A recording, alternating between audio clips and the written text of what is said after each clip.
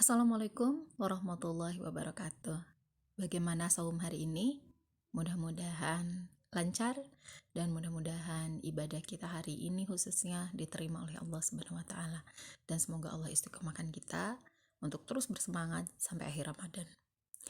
Teman dan sahabat semua, berjumpa lagi di Baca Sirah Nabawiyah untuk menemani sore Anda, menemani waktu berbuka Anda. Semoga diisi dengan sesuatu yang bermanfaat, salah satunya dengan mendengarkan bacaan Sirah Nabawiyah. Hari ini kita insya Allah akan masuk ke judul baru, halaman 34, masih bagian kedua. Perjalanan Rasulullah SAW yang pertama ke Syam dan usahanya mencari rezeki. Ketika berusia 12 tahun, Rasulullah SAW diajak pamannya Abu Thalib pergi ke Syam dalam suatu kafilah dagang. Pada waktu kafilah di Basrah, mereka melewati seorang pendeta bernama Bahira. Ia adalah seorang pendeta yang banyak mengetahui Injil dan ahli tentang masalah-masalah kenasranian. Kemudian Bahira melihat Nabi SAW. Lalu ia mulai mengamati Nabi dan mengajak berbicara. Kemudian Bahira menoleh kepada Abu Thalib dan menanyakan kepadanya, "Apa status anak ini di sisimu?" Abu Thalib menjawab, "Anakku." Abu Thalib memanggil Nabi SAW dengan panggilan anak karena kecintaannya yang mendalam. Bahira bertanya kepadanya, "Bukan anakmu? Tidak sepatutnya ayah anak ini masih hidup." Abu Thalib berkata, "Dia adalah anak saudaraku." Bahira bertanya, "Apa yang telah dilakukan oleh ayahnya?" Abu Thalib menjawab, "Dia meninggal ketika ibu anak ini mengandungnya." Bahira berkata, "Anda benar. Bawalah dia pulang ke negerinya dan jagalah dia dari orang-orang Yahudi. Jika mereka melihatnya di sini, pasti akan dijahatinya. Sesungguhnya anak saudaramu ini akan memegang perkara besar." Kemudian Abu Thalib cepat-cepat membawanya kembali ke Mekah. Memasuki masa remaja, Rasulullah SAW mulai berusaha mencari rezeki dengan menggembalakan kambing. Rasulullah SAW pernah bertutur tentang dirinya. "Aku dulu mengembalakan kambing penduduk Mekah dengan upah beberapa qirot." Selama masa mudanya, Allah telah memeliharanya dari penyimpangan yang biasanya dilakukan oleh para pemuda seusianya, seperti berhuru-hara dan permainan nista lainnya. Bertutur Rasulullah SAW tentang dirinya, "Aku tidak pernah menginginkan sesuatu yang biasa mereka lakukan di masa jahiliyah kecuali 2 kali. Itu pun kemudian dicegah oleh Allah. Setelah itu, aku tidak pernah menginginkannya sampai Allah memuliakan aku dengan risalah. Aku pernah berkata kepada seorang teman yang menggembala bersamaku di Mekah, 'Tolong awasi kambingku, karena aku akan memasuki kota Mekah untuk begadang sebagaimana para pemuda.' Kawan tersebut menjawab, 'Lakukanlah.' Lalu aku keluar. Ketika aku sampai pada rumah pertama di Mekah, aku mendengar nyanyian. Lalu aku berkata, 'Apa ini?' Mereka berkata, 'Pesta.' Lalu aku duduk mendengarkannya. Tetapi kemudian Allah menutup telingaku. Lalu aku tertidur dan tidak terbangun kecuali oleh panas matahari. Kemudian aku kembali kepada temanku. Lalu ia bertanya padaku dan aku pun mengabarkannya. Kemudian pada malam yang lain, aku katakan kepadanya sebagaimana malam pertama. Maka aku pun masuk ke Makkah, lalu mengalami kejadian sebagaimana malam terdahulu. Setelah itu, aku tidak pernah lagi menginginkan keburukan." Beberapa ibrah. Hadis Bahira tentang Rasulullah SAW, yakni hadis yang diriwayatkan oleh jumhur ulama sirah dan para perawinya, dan dikeluarkan oleh Tirmizi secara panjang lebar dari hadis Abu Musa al-Asy'ari. Ini menunjukkan bahwa para ahli kitab dari Yahudi dan Nasrani memiliki pengetahuan tentang bi'tsah Nabi dengan mengetahui tanda-tandanya. Ini mereka ketahui dari berita kenabiannya dan penjelasan tentang tanda-tanda dan sifat-sifatnya yang terdapat di dalam Taurat dan Injil. Dan dalil tentang hal ini banyak sekali. Di antaranya adalah apa yang diriwayatkan oleh para ulama sirah, bahwa orang-orang Yahudi biasa memohon kedatangan Nabi Shallallahu Alaihi Wasallam sebelum bi'tsah untuk mendapatkan kemenangan atas kaum Aus dan Khazraj dengan mengatakan, sesungguhnya sebentar lagi akan dibangkitkan seorang nabi yang kami akan mengikutinya. Lalu kami bersamanya akan membunuh kalian sebagaimana pembunuhan yang pernah dialami kaum Ad dan Iram. Ketika orang-orang Yahudi mengingkari janjinya, Allah menurunkan firman-Nya dalam surat Al-Baqarah ayat 89. Artinya, dan telah datang kepada mereka Al-Quran dari Allah yang membenarkan apa yang ada pada mereka. Padahal sebelumnya mereka biasa memohon kedatangan Nabi untuk mendapatkan kemenangan atas orang-orang kafir. Maka setelah datang kepada mereka apa yang telah mereka ketahui, mereka lalu ingkar kepadanya. Maka laknat Allah atas orang-orang yang ingkar itu. Al-Qurtubi dan lainnya meriwayatkan bahwa ketika turun firman Allah, orang-orang Yahudi dan Nasrani yang telah kami beri Alkitab, Taurat dan Injil, mengenal Muhammad seperti mengenal anak-anak sendiri. Dan sesungguhnya sebagian di antara mereka menyembunyikan kebenaran, padahal mereka mengetahui. Al-Baqarah ayat 146. Umar bin Khattab bertanya kepada Abdullah bin Salam, seorang ahli kitab yang telah masuk Islam, apakah kamu mengetahui Muhammad Shallallahu Alaihi Wasallam sebagaimana kamu mengetahui anakmu? Ia menjawab, ya, bahkan lebih banyak. Allah mengutus malaikat kepercayaannya di langit kepada orang kepercayaannya di bumi dengan sifat-sifatnya. Lalu saya mengetahuinya. Adapun anak saya, maka saya tidak mengetahui apa yang telah terjadi dari ibunya. Bahkan keislaman Salman Al-Farisi juga disebabkan ia telah melacak berita Nabi Shallallahu Alaihi Wasallam dan sifat-sifatnya dari Injil, para pendeta dan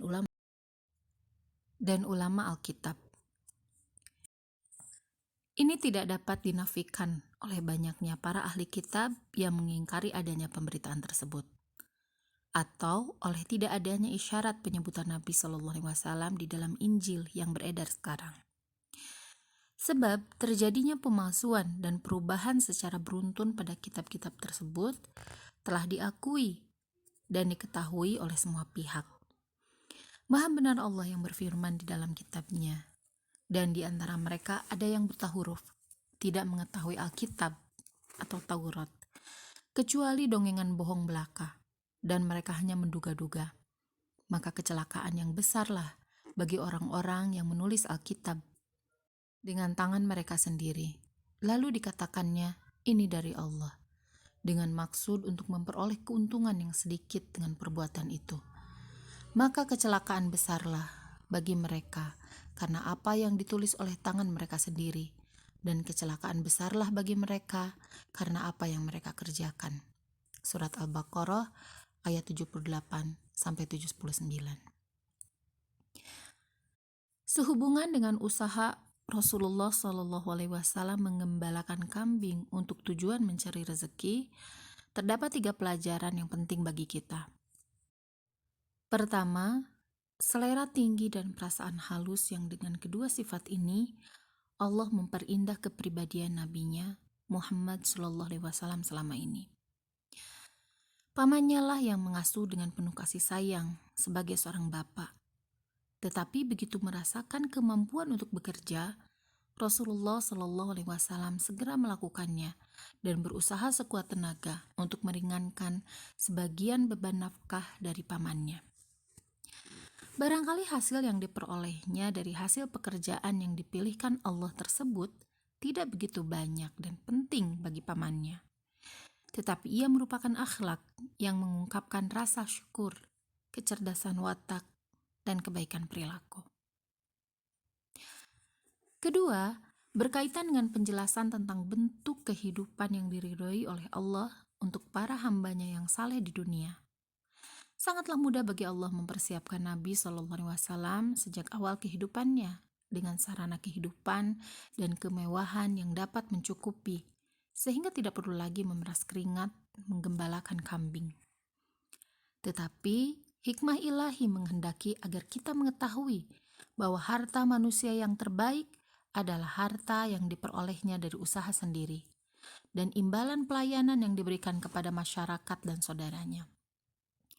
Sebaliknya, harta yang terburuk ialah harta yang didapatkan seseorang tanpa bersusah payah atau tanpa imbalan kemanfaatan yang diberikan kepada masyarakat. Ketiga, para aktivis dakwah apa saja, dakwahnya tidak akan dihargai orang, manakala mereka menjadikan dakwah sebagai sumber rezekinya, atau hidup dari mengharapkan pemberian dan sedekah orang. Karena itu, para aktivis dakwah Islam merupakan orang yang paling patut untuk mencari ma'isyah atau nafkahnya, melalui usaha sendiri atau sumber yang mulia yang tidak mengandung unsur minta-minta, agar mereka tidak berhutang budi kepada seseorang pun yang menghalanginya dari menyatakan kebenaran di hadapan investor budi. Hakikat ini kendati pun belum terlintas dalam pikiran Rasulullah SAW pada masa itu, karena beliau belum mengetahui bahwa dirinya akan diserahi urusan dakwah dan risalah ilahi, tetapi manhaj yang ditetapkan Allah untuk itu telah mengandung tujuan ini dan menjelaskan bahwa Allah menghendaki agar tidak ada sesuatu pun dari kehidupan Rasulullah SAW sebelum bi'tsah yang menghalangi jalan dakwahnya atau menimbulkan pengaruh negatif terhadap dakwahnya sesudah bi'tsah.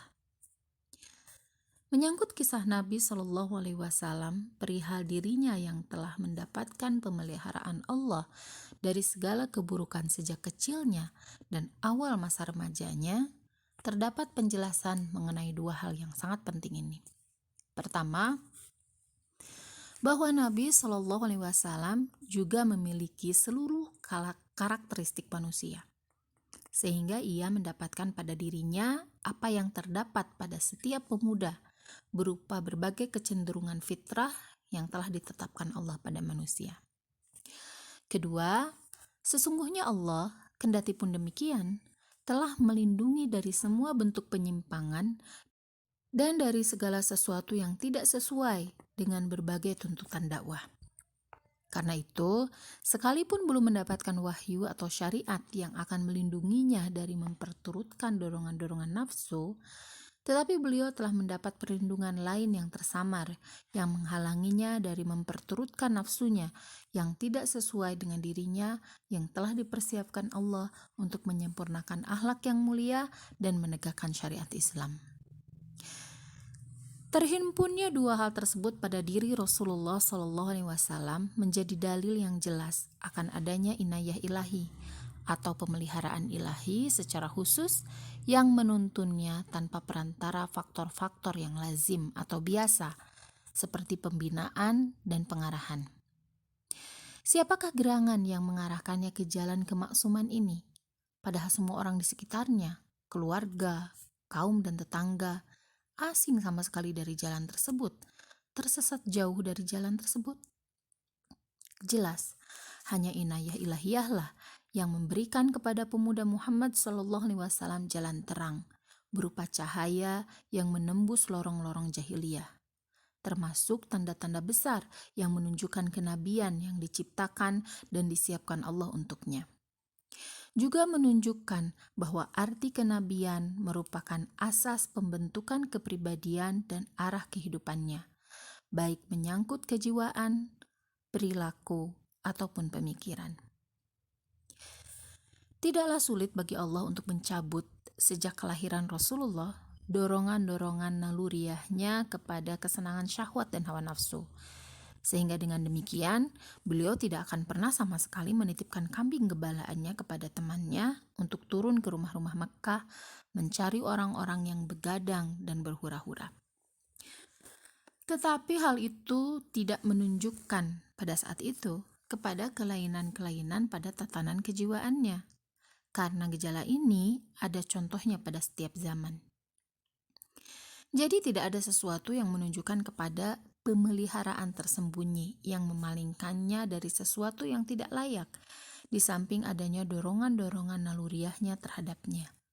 Tetapi Allah menghendaki agar manusia mengetahui inayah ilahiyah ini kepada Rasulullah SAW, sehingga akan memudahkan keimanan terhadap risalahnya dan menjauhkan faktor-faktor keraguan terhadap kebenarannya. Demikian judul satu judul ya, subbab yang sudah selesai saya bacakan dari halaman 34 sampai halaman 39. Insya Allah bertemu lagi di bagian berikutnya dengan judul baru tentang perniagaan Rasulullah dengan harta Khadijah. Semoga Allah masih mempertemukan kita di masa ke depan, di bab berikutnya, dan semoga hari ini puasa kita diterima oleh Allah Subhanahu wa Ta'ala. Terima kasih sudah memperhatikan. Wassalamualaikum warahmatullahi wabarakatuh.